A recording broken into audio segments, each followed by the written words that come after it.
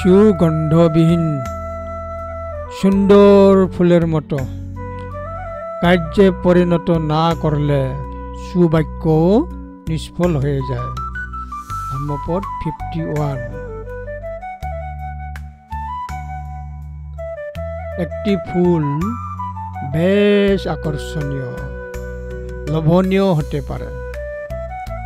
এটি একটি উজ্জ্বল আভা থাকতে পারে, কিন্তু যদি এটি সুগন্ধবিহীন হয় এবং কোনো সুগন্ধি না থাকে, তবে এটি কোনো কাজে আসে না।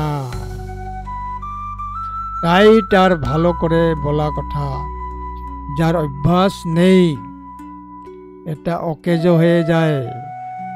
যেমন একটি জমকালো পুষ্প উজ্জ্বল কিন্তু সুগন্ধিহীন, তেমনি যে ব্যক্তি কাজ করে না তার উচ্চারিত ভাষণ নিষ্ফল।